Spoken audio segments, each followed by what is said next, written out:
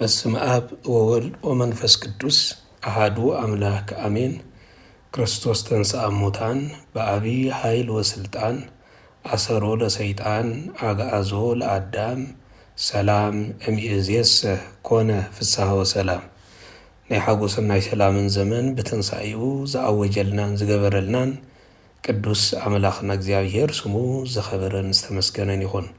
استفتوهم نا እግዚአብሔር ቤተሰብ ና የዲና ቅድስተ ቅዱሳን ድንግል ማርያም መፍቀርቲ ከም ያለሁም አሜን ትኹል ዝኽእል ቅዱስ አምላኽና እግዚአብሔር ከም ብዝሕ ምሕረቱን ለውሓቱን ነዛ ሰዓት እዚኣ ብሰላምን ብድሓንን ሓልዩ ነቲ ዘይሓልፍ ቃሉ ንኽንሰምዕ ብኡ መገዲ ጌርና ድማ ህይወት ንኽንረክብ መገዱ ስለ ዝመርሓና ነዛ መዓልቲ እዚኣ ባሪኹን ቀዲሱን ስለ ዝሃበና ቅዱስ አምላኽና እግዚአብሔር ስሙ ዝኸበረን ዝተመስገነን ይኹን። በአር ሎሚ ከም ፍቓድ እግዚአብሔር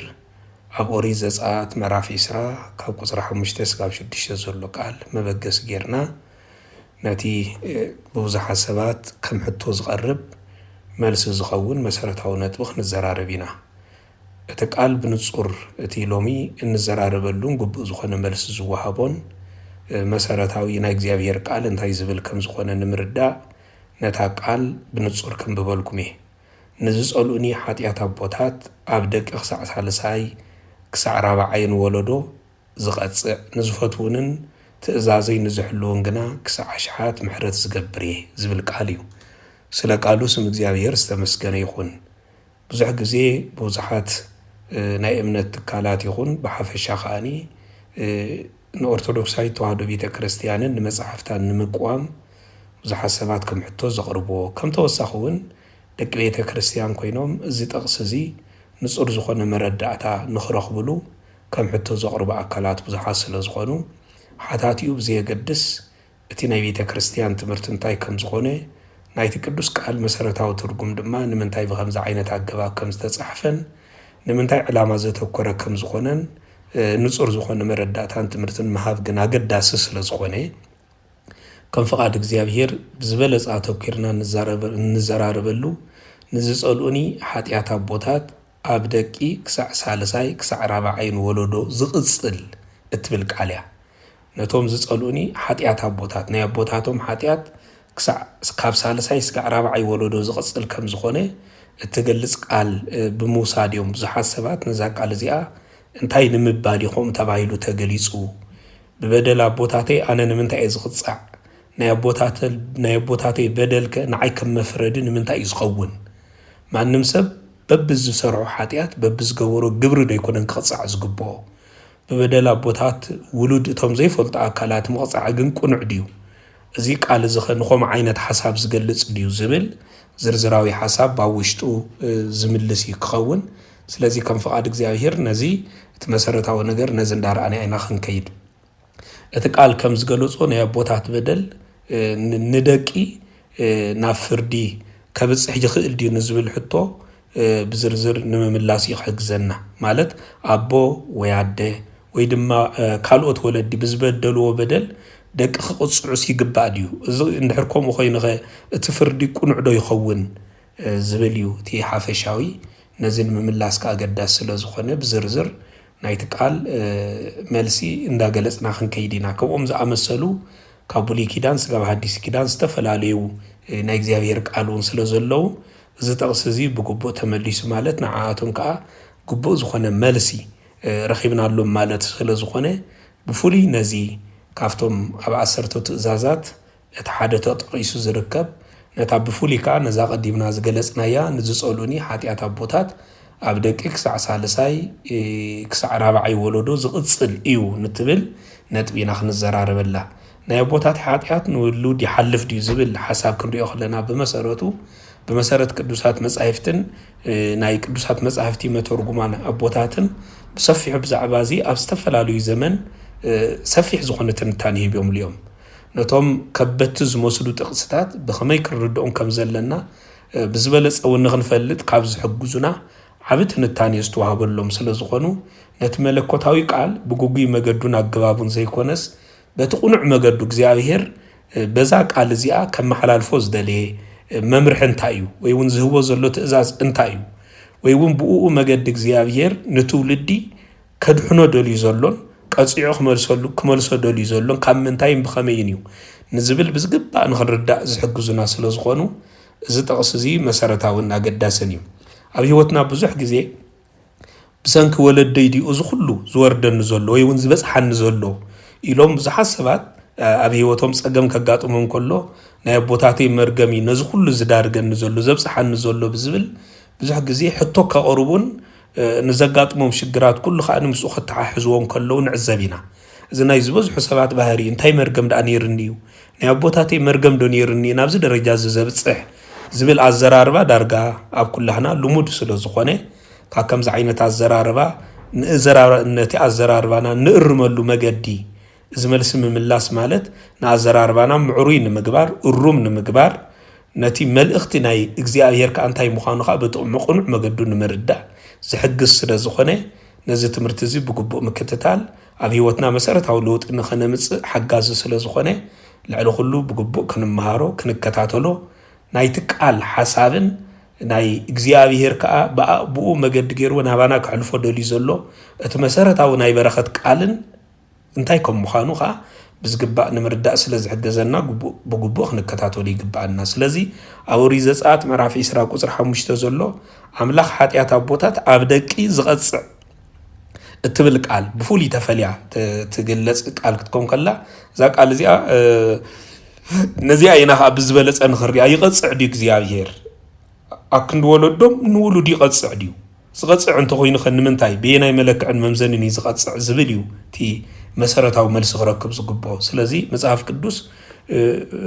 ንባዕሉ ኣብ ካልኦት ቦታታት ንኣብነት ኣብ ትንቢተ ሕዝቅኤል ምዕራፍ 18 ተተመልኪትና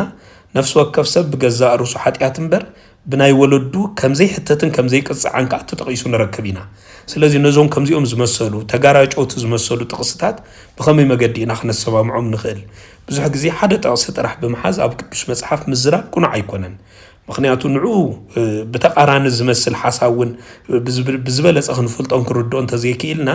ነቲ ሕጂ ንሕና ከም ሕቶ ዘልዓልናዮ ጥቕሲ ግቡእ ዝኾነ መልሲ ንኸይንረኽበሉን ብዝግቡእ ንኸይንርድኦን ሽግር ይፈጥረልና እዩ ግን ከምዚ ይብል እዩ ኣካልእ ኣብ ዘፀአት እዚ ቃል እዚ ሓጢአት ኣቦታት ኣብ ደቂ ይሓልፍ እዩ ወይ ከዓ ንመቕፃዕቲ ምክንያት ይኸውን እዩ ከም ዝበለ ኩሉ ኣብ ትንቢተ ሕዝቅኤል ድማ ነፍሲ ወከፍ ሰብ ብገዛእ ርእሱ ሓጢአት ደኣ እምበር ብናይ ወለዱ ሓጢአት ከምዘይ ሕተትን ከምዘይ ቅፅዓን ከዓ ገሊጹ ኣሎ እሞ እንድሕር ከምኡ ኮይኑ መጽሓፍ ቅዱስ ከዓ ክገራጮ ዘይክእል መጽሓፍ እንተደኣ ኮይኑ ብኸመይ ኣገባብን መንገድን ኢና ከነሰማምዖ ዝከኣለና ናብ ዝብል ኣወንታዊ ዝኾነ ሓሳብ ንኽንሰግር ስለ ዝገብረና ዝበለፀ ነዚ ምርድኡ መሰረታዊ ነገር እዩ ስለዚ ነዞም ተቃረንቲ ወይ ድማ ተፃረርቲ ዝመስሉ ሓሳባት ማለትስ ብምጥማር ኢና ንዓቶም ብምቅርራብ ኣብ መንጎ ተፈጥራዊ ብምጥማር ኢና ቅኑዕ ዝኾነ መልሲ ክንረኽቦ ዝከኣለና ስለዚ ኣብ መንጎ ተፈጥራዊ ውርሻ ማለት ሕማም ወይ ድማ ባህሪ መንፈሳዊ ተሓታትነትን ዘሎ ፍልልይ እውን ብዝግባእ ብዝርዝር ክንሪኦ ክንፈልጦን ኣገዳሲ እዩ ምክንያቱ ክልቲኣቶም ብዝርዝር ተዘይፈሊጥናዮም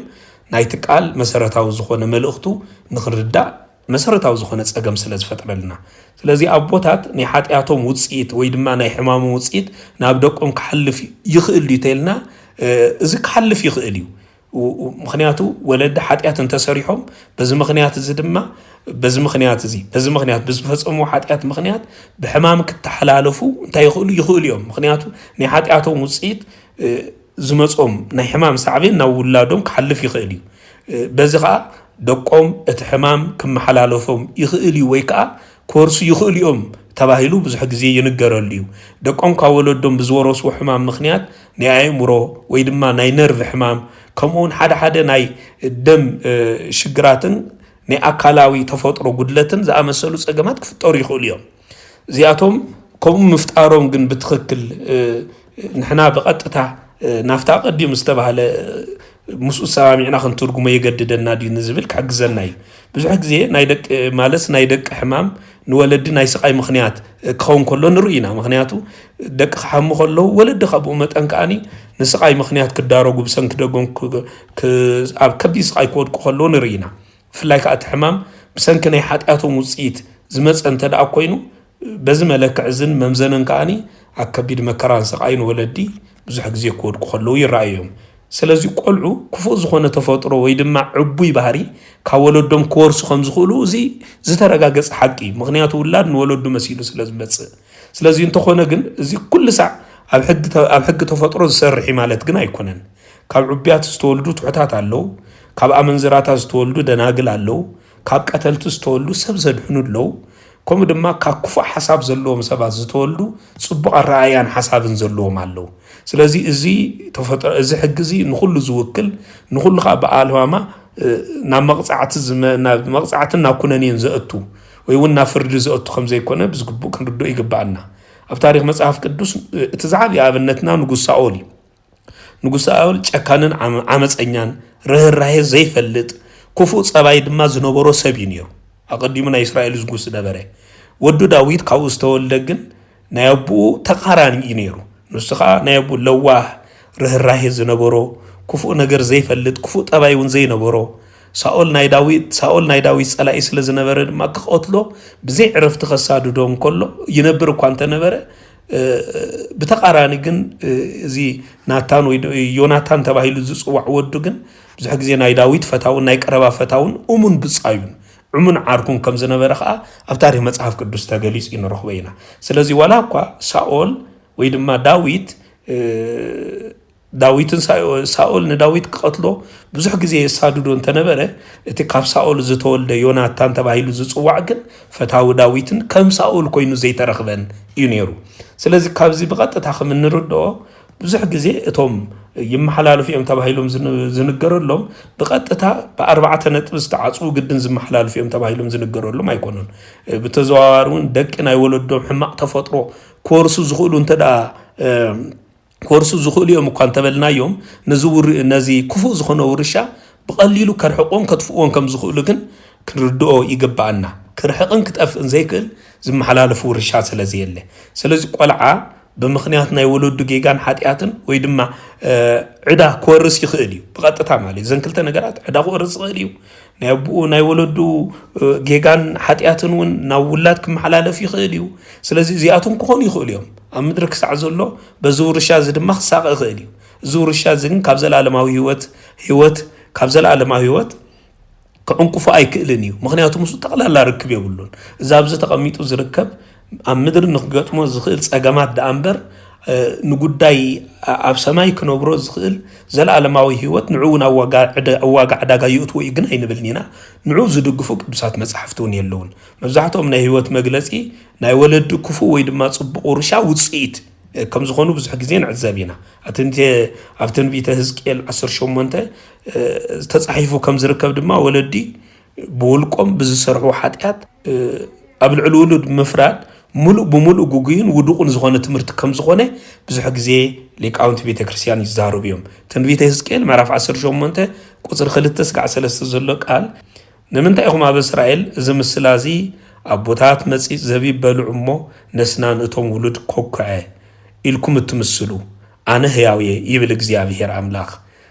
እዚ ምስላ እዝስ ድሕሪ እዚ ኣብ እስራኤል ኣይክሰምዕዎን ኢኹም እነሆ ኩለን ነፍሳት ናተይ እየን ከምታ ነፍሲ እቲ ወላዲ ከምኡውን ነፍሲ እቲ ውሉድ ናተይ እያ እታ ሓጢኣት እትገብር ነፍሲ ንሳ ክትመውት እያ ይብል ትንቢተ ህዝቅኤል ምዕራፍ 18 ካብ 2-3 ስለዚ ውሉድ ናይ ወላዲኡ በደል ክሽከም ኣይግባእን ኣቦውን ናይ ውላዱ ሓጢኣት ውፅኢት ኣይሽከምን እዩ ንዝብል ብቐጥታ ዝኾነ ትርጉም ዘመልክተልና እዩ ትንቢተ ህዝቅኤል ምዕራፍ 18 ካብ 1-20 ዘሎ እምበር እቲ ሓጢኣት ክትነብርሲ ማለት እቲ ሓጢኣት እትገብር ነፍሲ እያ እትመውት ውሉድ ኣበሳ ወላዲኡ ኣይክፀውርን እዩ ጽድቂ እቲ ጻድቕ ኣብ ርእሱ ክኸውን እዩ ዝብል ቃል እውን ኣቐሚጥልና ይርከብ እዩ ስለዚ ብዝኾነ ይኹን መለክዒ እታ ሓጢኣት እትገብር ነፍሲ እያ እትመውት እምበር ውሉድ ኣበሳ ወላዲኡ ኣይክፀውርን እዩ ኣበሳ ወላዲኡ ንውሉድ ንምጽዳቁን ንምኹናኑን ምኽንያት ክኾኑ ኣይክእልን እዩ ጻድቕ ማለት ጽድቂ እቲ ጻድቕ ኣብ ርእሱ ክኸውን እዩ ማንም ጽድቂ ዝሰርሕ ሰብ ብምኽንያት ወለዱ ሓጢኣት ዝኹነን የለን ብምኽንያት ክፍኣት ወለዱ ዝኹነን ከም ዘየለ ብንጹር ኣቐሚጥልና እዩ ስለዚ ጻድቕ ዮናታን ናይ ኣቡኡ ንጉስ ሳኦል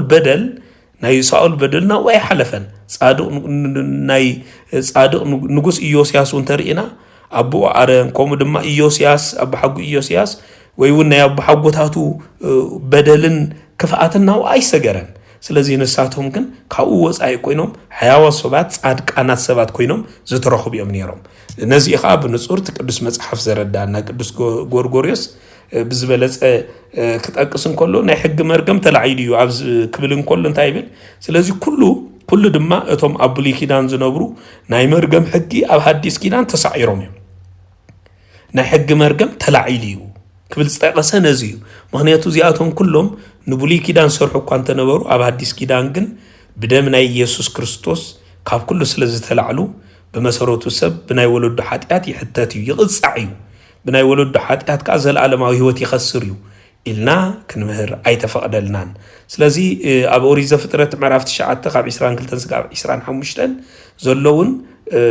ودي كان أن كم استرقمه استقمت التاريخ نركبنا كان أن يابونا كام مرقم كم زورسه سلازي دقو كساب كريستوس زمن تشكيمو مون ينبرو خمز نبرون بزح غزي قدسات مصحف تغليصوم لهم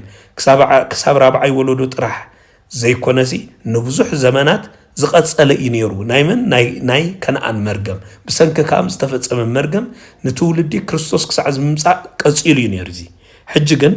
اب صغان اب حقن زمن سلازلنا يوحنس 1:17 كم صقصو نحنا زلنا يا زمن ني حق زمني ناي صغا زمني سلازي ولود كاولودوم مالت كابرحق زمن كاب حقوتاتهم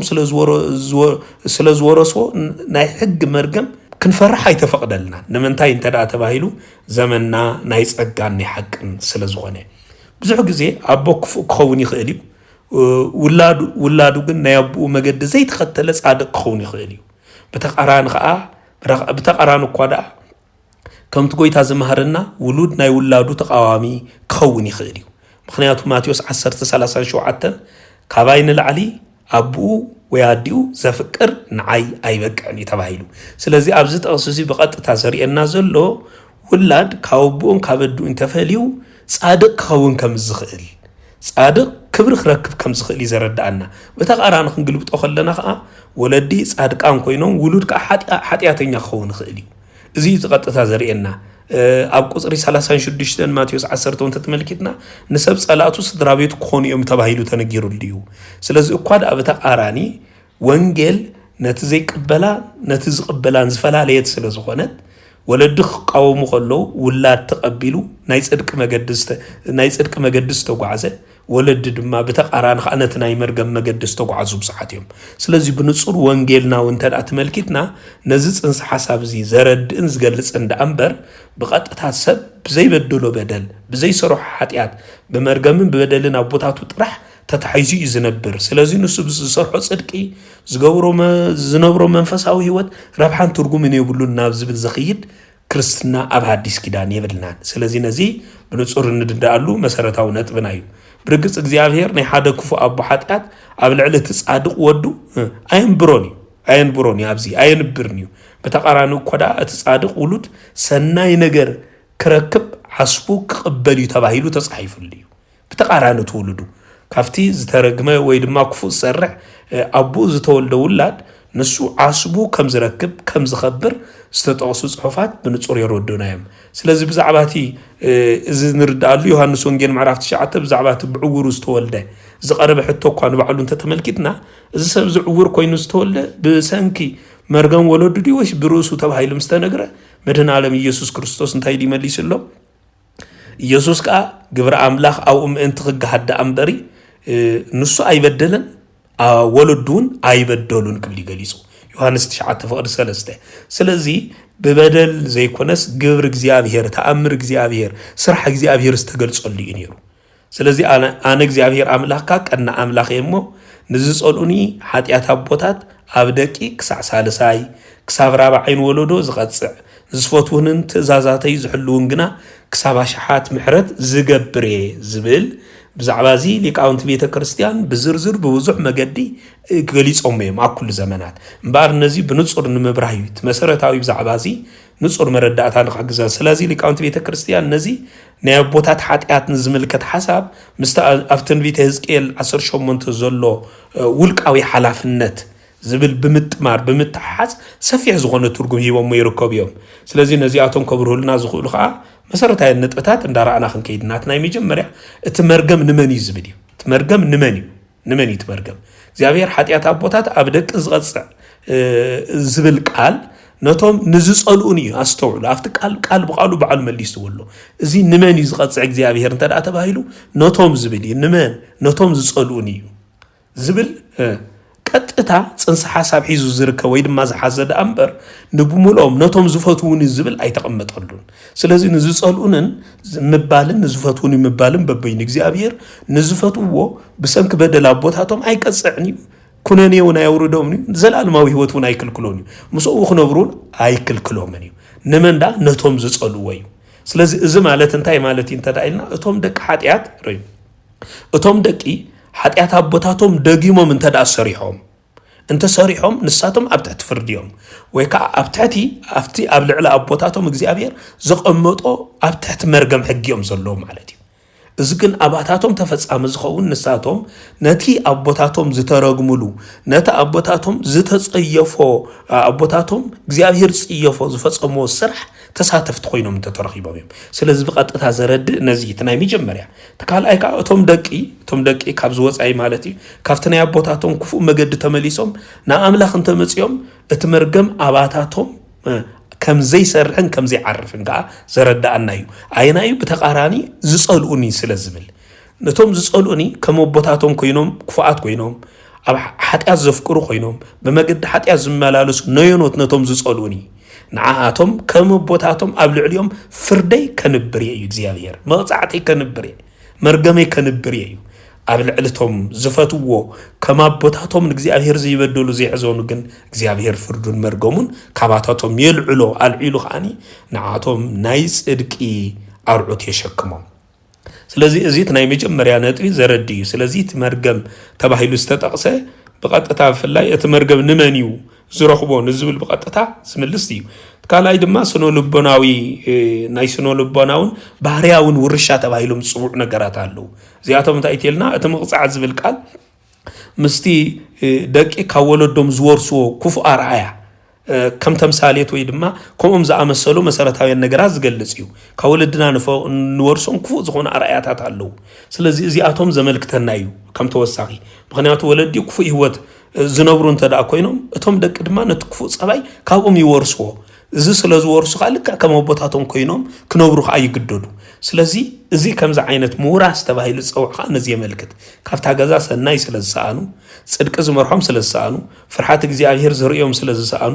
ካብታ ገዛ እዚ ሁሉ ዝረሓቐ ስለ ዝኾነ ንሶም ከዓ ንወለዶም መሲሎም ስለ ዝወፁ ዝተነግረ እቲ ናይ ስነ ልቦና ባህርያዊ ውርሻ ኣብ ልዕልቶም ቆልዑ ንኸምዛ ዓይነት መቕጻዕቲ ይዳርጎም ማለት እዩ ስለዚህ እቲ ፍርዲ ኣብ ደቂ ዝበጽሓሉ ተቐንዲ ምኽንያት እቶም ደቁን ናይቲ ኃጢአት ተኻፈልቲ ኮይኖም እንተተረኺቦም ጥራሕ እዩ ኣምላኽ ግን ንሓደ ንጹህ ኣስተውዕሉ ኣምላኽ ንሓደ ንጹህ ህፃን ብሰንኪ ኃጢአት ኣቦ ኣይቀጽዕን እዩ እግዚአብሔር ንሓደ ንጹህ ዝኾነ ውሉድ ብሰንኪ ናይ ወለዱ ኃጢአት ኣይቀጽዕን እዩ ነፍሲ ወከፍና እግዚአብሔር ዝቐጽዓና ብዝበደልናዮ በደል ስለ ዝኾነ ከም ተወሰኻ ትኻልእ ነዚ ንጹር ዝገብረልና ምሕረትን ፍርድን ዝብል እዩ ብዛዕባ ዘን ክልተ ምሕረትን ፍርድን ዝበሃላ ኣነጻጺሮም ሊቃውንቲ ቤተክርስቲያን ብብዙሕ መገዲ ይገልጽዎ ናይ መጀመርያ ምሕረት ተሪእና እዚ ፍርዲ ተሪእና ቁጣዓ ማለት ቁጣዓ ኣምላኽ ክሳባቢ ክሳዕ ሳልሳይን ክሳብ ራብዓይን ወለዶ ጥራሕ እዩ ተቐሚጡ ዘሎ ብዝቃል ዝረዩ ሰባት ብዙሕ ግዜ ነዚ መቕጻዕቲ ዝደኣ እምበር ነቲ እግዚአብሔር ንደቂ ሰባት ነዚ ዓለም እዚኣ ዘዳልወላ ምሕረት ኣጉሊሖም ኣይውፅዎን እዮም ክሳዕ ሳልሳይን ራብዓይን ወለዶ እግዚአብሔር ቁጥዑ ፍርዱ ኣብ ልዕልቶም በደልቲ ከም ዝፍጽም ኣቐሚጥዎ ኣሎ እቲ ቁጣዓን ፍርድን ውሑድን ውሱንን እዩ ገይርዎ ምሕረቱ ግን ረዩ ኣብዚኣ ምሕረትን ቁጣዓን ተገሊፀን ስለ ዝርከባታ ጥቕሲ ምሕረት ኣምላኽ ግን ክሳብ ክንደይ ተልና ክሳብ ኣሽሓት እያ ትብል ነቶም ትእዛዛተይ ዝፍጸሙ ግን ምሕረተይ ክሳብ ኣሽሓት ወለዶ ትብል ተገሊጻ ኣላ ስለዚ እዚ ድማ ኣምላኽ ንመቕጻዕቲ ዘይኮነስ ንምሕረት ዝያዳ ፈቃደኛ ኮይኑ ከም ዝኾነ ኣምላኽ ከም ዝኾነ ዝገልጸልናን ዘብርሃልናን ጥቕሲ መጽሓፍ ቅዱስ እዩ እቲ ናይ ራብዓይ ወለዶ ደረት ዝተገብረሉ ኃጢአት ንወለዶታት ስለ ዘባላሹ እግዚአብሔር ኃጢአት ንዘመናት ክቅጽል ስለ ዘይደልዩ ንኃጢአተኛ እግዚአብሔር ብግዚኡም ብሰዓቱን እንታይ ክኸውን ይትል ክግደብ ክኽልከል ዝደሊ اتحاتيات نابتو لدخ محلال فايدولين እግዚአብሔር نزيخا سقع سالساي رابعين زبله اتمحرتم برختم كن نتوم زوزو كسع شاز تولدي زقصل كم زخون اردينا سلازي ابزيا اتا فردن اتا محرتن تبل بقطتا غندي اخلنا እግዚአብሔር ፍርዱ سقع سالساي رابعين غيرو محرتو كن سقع شاز زمن غيرو سلازي لعلو كل نحنا እግዚአብሔር محرتو كفردو خمز بصح كمز بزح كفردو خمز بلص እግዚአብሔር ንምሕረቱ بزمانات زي لكعو ناشحات زمانات ززرغحو ናይ ድሕነት መርበብ ከም ዝኾነ ፍርድ ግን ካብ 40 ሳልሳይን ወለዶ ዝሓልፍ ከም ዘይኮነ ብንጹር እንድዳሉ መሰረታው ነጥብ እዩ ተካል መሰረታው ነጥብ ዳ ሐቀኛ ናይ ወለድ ኃጢአት እዩ ማለት ናይ ወለድ ኃጢአት ኦርቶዶክሳዊት አራያ ነዛ ሐሳብ ዝ ምስነይ አዳም ኃጢአት ተተሓሒዙ ብዙሕ ግዜ ከም ምሳሌን መረዳእታን ክንወስዶ ንኽእሊና ማንያቱ ኩላና ብሰንክ ሓደ ዝበደለ አዳም እንታይ ኮይና ኢና ተልና መሪር አልዕሌና መሪር ዝኾነ ውጽኢት كنكافل تجديدنا هنا نابنت مريز بهالو سيتايتلنا قدامايو حماميو سقايو موتيو زوم سلسته عبيتي نسبات زساقيوم نغرات زياتهم زمصو بسنك بدل ادم يمنيرو ني ادم بدل نبدو ناولود سلسته حلالفه بزي مخنيات زيات زخا زوم سلسته نغرات زياتهم نسبات اچنيقوم كنغرو مخنيات كوينوم تخونه نفس وقفنا ولا كوم تخونه بسنكني ادم حطيات يكوننا نحتت ويدما ناو جهنم نورس بمنتاي نادا اتيلكمني بسنكي ناي جزاء رأسنا ولقاوي حطياتنا اينا እግዚአብሔር ዝፈርደና እንበር በሰንከ አዳም ናባና ስቃይ ስለዝመፀ ሕማም ስለዝመፀ ሞት ስለዝመፀ እግዚአብሔር ዝኹሉ ነገራት እዚ በሰንኪ አዳም ንዝመፁ ነገራት ኩላቶም ጸብጺቡ በሰንከ አዳም ክትፈረድ ይግባካ ይምሕረት አይግባካኒ አይብለናኒ እግዚአብሔር ዝፈርደና በውልቃዊ በግላዊ ኃጢአትና እዩ ክርስቶስ ነዚ ካወሎዶ ናወሎዶ ዝም حلالف ዝነበረ ናይ ሞት ስልጣን እንታይ ገይርዎ እዩ ሰባቢሩ ከም ዘይነበረ ገይሩ አጥፊዎ እዩ ስለዚ ሎሚ ዝገዝአና ናይ ወሎዶታት ኃጢአት የለን አምላኽና ሓደ ሰብ ብሰንክ ኃጢአት ወላዲው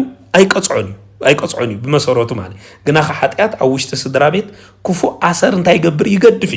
ኃጢአት ክፉ አሰር ይገድፍ እዝኻ እንታይ ተልና አትዛዓበ ምስጢር ግን ሓደ ሰብ ና ክርስቶስ ምዝመጽ ዝኾነ ይኹን ካወሎዶ ዝመጸ መርገም ወይ ኩፍ አሰር ይስበሪ በመን ይስበር ተልና ሓደ ክርስቶስ ሓደ ሰብ ና ክርስቶስ መጽ ሓደ ሰብ ና ክርስቶስ ምዝመጽ ዝኾነ ይኹን ካወሎዶ ዝመጸ መርገም ወይ ድማ ኩፍ አሰር እንታይ ገብሮ ይሰብሮ ዝተሰባበረ ከም ዝኸውን ይዝገብሮ ምክንያቱ ሐቅን ጸጋን ዝነገሰሉ ዘመን ስለዘለና ስለዚ ነዚ ዮናታን ናያቡ ሳኦል መገዲ አይተከተለን ተባይሉ ዝተጸውዐ ናያቡ ናይ ጌጋ መገዲ ናይ ጥፋት መገዲ ናይ ኃጢአት መገዲ ስለዚ የተከተለ እቲ ካብ ሳኦል ክፉ ዝኾነ ሳኦል ዝተረኽበ ዮናታን በመሰረቱ ንስ ግን ዝኸበረ ሰብ ኮይኑ ከም ዝተረኽበ ይርዳአና ስለዚ ኃጢአት ወለዲ ዝመሐላለፍ ነይሩ እንተዝኸውን ነቲ በመገዲ እግዚአብሔር ከይድሉ ዝፈተነ ዮናታን ንሱ بسنك بدل ساول ዝተተሓዘ ሰብ مخونه ነይሩ ግን እግዚአብሔር ከም አይገበሮን አመን ክልተ ዝተፈላልዩ አመን ክልተ ዝተፈላልዩ ዝመስሉ ናይ መጽሐፍ ቅዱስ ሐሳባት ማለት እዩ ዘጻአት 10 ከም ድማ ትንቢተ ሕዝቅኤል ምዕራፍ 18 በጣም ሚዛናው ዝኾነ መብርሂ በመሰረቱ እንረኽበሉ መሰረታው ናይ ቤተ ክርስቲያን ናይ አቦታትና ትምህርት እዩ ናይ አቦታት ኃጢአት ንውልድ ከሐልፍ يخيل ديو نزبل حتى تمسرتاو ملسي بمنالبات كم توسخ حج النريون تايل أتتبايلو بسلست عبيت مجدتات مالت تفوتراوين حقاون منفساون بسلست مجدتات كفا فيلنا غرينا تناي مجمريا تفوتراوي ورشا زبدي تفوتراوي الشا كم تأب أفتي أقدي من خمس جلسنا حدا جزيه حتيات نولدي تفوتراوي وتسيت تاي قبرتلنا يسعبي تفطروا وصيت الله حاتياتنا بالنس سنه بايريا سنه هيوتاو انترينا ولد بسنك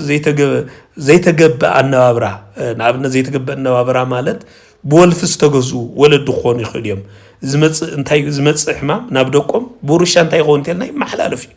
بسنك بولفي زتصلو سبات بمخانم زي غبو زخونه كنكنا بيوتهم كغبرو بزي مخالم اتابهم زلو حمام نولدوم نابدقوم كم نخسغاغر مخنيات كوينو يركبيو مالتي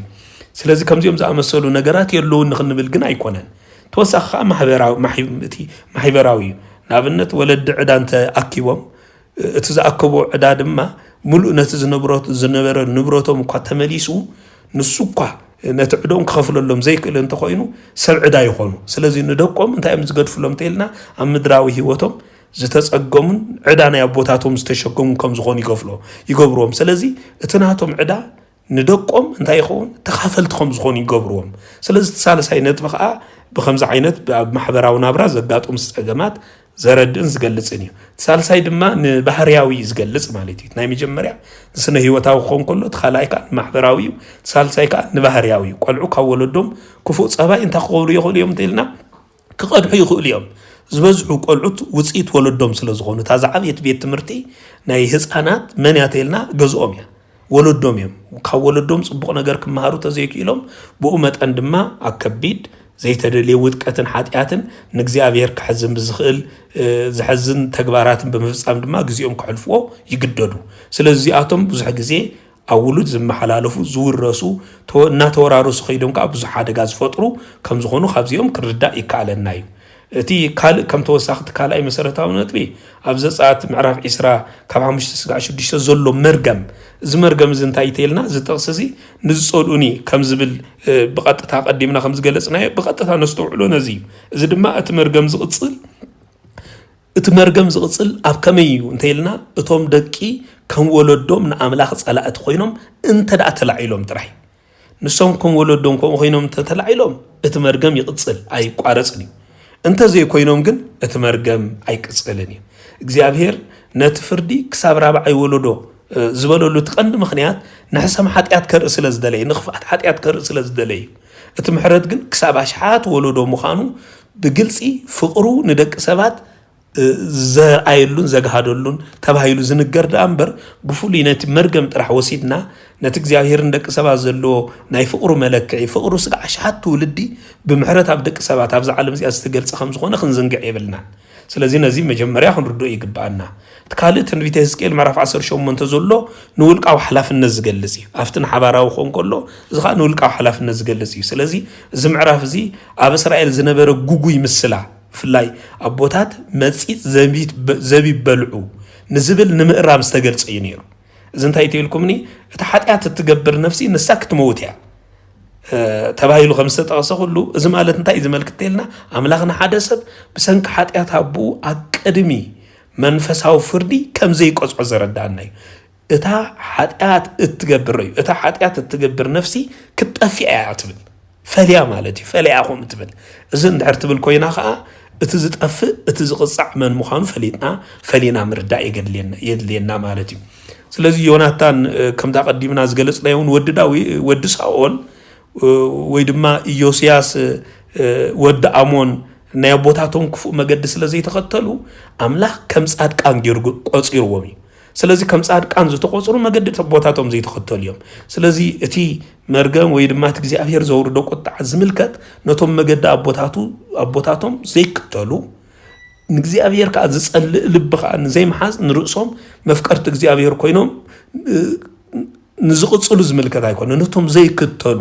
ንእግዚኣብሔር ዝጸልኡ ንእግዚኣብሔር ዝጽየፉ ሰባት ዝምልከት እዩ ማለት እዩ። ስለዚ ኣብ ሓድሽ ኪዳን ናይ ሕጊ መርገም እንታይ ኮይንልና ይተልና ተላዒልልና እዩ። ኣብ ሓድሽ ኪዳን ክርስቶስ ኣብ ዕፀይቲ ተሰቂሉ መርገም ብምዃን ካብ መርገም ሕጊ እንታይ ገይርና ይተሻይጥና እዩ። ገላትያ ምዕራፍ 3 ቁፅሪ 13 ነዚ ብንጹር ኣቐሚጥልና እዩ። ስለዚ ሓድሽ ኪዳን እዚ ኩሉ ዝጠፍኣሉ ዘመን ስለ ዝኾነ ሰብ ብውልቃዊ ሓጢኣቱ ኣብ ቅድሚ እግዚኣብሔር ተሓታቲ ዝኾነሉ መድረኽን ኩነትን እንርዳእሉ ማለት እዩ። ስለዚ ሎሚ ብክርስቶስ ዝኣምን ዘበለ ሰብ ኩሉ ናይ ኣቦታተይ መርገም ክረኽበኒ እናበለ ክፈርሕ ኣይተፈቕደሉን። መርገም ኣቦታት ናብ ውሉድ ዘይሓልፈሉ ዘመን ስለ ዘለና መድህን ዓለም ኢየሱስ ክርስቶስ ብዛዕባት ብዕውሩ ዝተወልደውን ዝገለጸልና መሰረታዊ ነገር ነዚ ግብሪ ኣምላኽ ኣብ ምእንቲ ክጋሕዳ እምበር ንሱ ኣይበደለ ወለዱ ድማ ኣይበደለ ዝበለሉ እቲ ዝዓበየ ነጥብ እዚ ኢታ ብሰንኪ ሓጢኣት ወለዱ እዩ ዝብል ዝነበረ ጉጉይ ኣረዳድኣ ብግቡእ መገዲ እንታይ ዝገበሩሉ ዝኣረመሉ ወንጌል ተባሂሉ ይፅዋዕ ዮሃንስ 9 ምክንያቱ ስጋዕ ሽዑ ሰባት ብኸምኡ ክውለዱ እንከለዉ ዝተፈላለየ ፀገም ከጋጥሙ እንከሎ ዝተፈላለየ ሓደጋታት ከጋጥሞም እንከሎ ብቐጥታ ዝተሓሕዝዎ ዝነበሩ ብሰንኪ መርገም ወለዱ ብሰንኪ ሓጢኣት ኣቦታቱ እናተባህለ እዩ ዝግለጽ ነይሩ። እግዚኣብሔር ግን ዝኾነ ይኹን ሰባብ ህይወቱም ዘጋጥሞ ምስ ናይ መርገምን ሓጢያትን ወለዲ ከተሓሕዙ ከም ዘይግባእ ምዕራፍን መዕፀውን ዝገበረሉ መሰረታዊ ታሪክ ዝተረዳእናሉ እዩ ስለዚ ብጠቕላላ ክንሪኦ ከለና ናይ ወለዲ ሓጢያት ኣብ ምድራዊ ህይወት ንኣብነት ሕማም ዕዳ ከምኡ ድማ ስም እዚኣቶም ዝኣመሰሉ ፅልዋ ክህልዎ ከም ዝኽእል ርዱእ ነገር እዩ ምክንያቱ ወለድና ሕማም ክገድፉልና ክእል እዮም ዕዳ ክገድፉልና ክእል እዮም ክፉእ ስሙን ክገድፉልና ይኽእል እዮም እንተኾነ ግን እዚኣቶም ብመሰረቱ ዋላኹም ይበሃል እምበር እዚኣቶም ግን ነቲ መንፈሳዊ ዕድል ንናፅነት ነቲ ፍትሓዊ ተባሂሉ ዝፅዋዕ ኣምላኽ ብመሰረቱ ዝሽፍኑ ግን ኣይኮኑን ንኣብነት መንፈሳዊ ዕድል ክንብል ከለና ነፍሲ ወከፍ ሰብ ናይ ገዛ ርእሱ ምርጫ ተዋሂብዎ እዩ ስለዚ ብምርጩ ዝነብር እምበር ብምርጫ ወለዱ ዝኹነን የለን ብምርጩ ዝኹነን እንተዘይኮይኑ ብምርጩ ገነት ወይ ሲኦል ዝኣቱ እንተዘይኮይኑ ብምርጫ ወለዱ ተኾኒኑ ሲኦል ዝወረደ ሰብ የለን ከምኡ ዝእዝዝን ዝመርሕን ሕጊ እውን ኣብ ሓዲስ ኪዳን የብልናን ስለዚ መንፈሳዊ ዕድል ዝብል ጉዳይ ብመሰረቱ ነፍሲ ወከፍ ሰብ ኣብ ምርጩ መሰረት ዝገብር እዩ እቲ ካልኣይ ናፅነት ብክርስቶስ ካብ ዝኾነ ናይ መርገም ሰንሰለት እንታይ ኮይና ኢና ተልና ነፃ ከም ንወፅእ ጌርና ወይ ከዓ ነፃ ኮይና ኢና ስለዚ ነፃ ስለ ዝኾንና ንሕና ኣብ ነፃነት እንነብር ብደም ዋጋ ዝተኸፍለሉ ዝተዋህበና ናፅነት ኣኽቢርና እንነብር ሰባት ስለ ዝኾንና ናይ ኣቦታትና ወይ ድማ ናይ ቀደም ናይ ወለድና መርገም ኮነ ክፍኣት ንዓና ኣይፀልወናን እዩ ናይ ካልኣይ ነጥብኻ እዚ ምርዳእ እዩ ማለት እየ እቲ ሳልሳይ ከዓ ፍትሓዊ ኣምላኽ እዩ ኣምላኽ ንፃድቕ ወዲ ንሓደ ጻድቕ ዝኾነ ሰብ ብሰንኪ ሓጢኣት ኣቦ ኣይቀፅዕን እዩ ምክንያቱ እግዚኣብሔር ፍትሓዊ ሓቀኛ ፈራዲ ድማ እዩ ስለዚ ሓቀኛን ፍትሓውን ፈራዲ ስለ ዝኾነ ኣምላኽ ንደቂ ሰባት ዝቐፅዕ ብግሎም ብዝፈፀሙ ሓጢኣት ተሓተቲ ኮይኖም እንተተረኺቦም እዮም ስለዚ ነዚኡ ብጥቕልሉ ዘረዳእና ዝኸበልና ትምህርቲ ቀዳሞት ኣቦታት ብዛዕባ እዚ ኣብ ብዙሕ ዘመናት ብዙሕ ገሊፆም እዮም ኣብ ብዙሕ ዘመናት እዚ ርእስቲ እዚ ከም መዘራረቢ ኮይኑ ዝነበረሉ ዘመን ስለ ዝነበረ ኣብ ኩሉ ዘመን ዝነበሩ ሰባታት ከም ሕቶ ዘልዕልዎ ዝነበሩ ስለ ዝነበሩ ሊቃውንት ቤተ ክርስቲያን ነዚ ቀዳሞት ኣቦታትና ብብዙሕ መገዲ ብዛዕባኡ ሰፊሕ ትንታኔ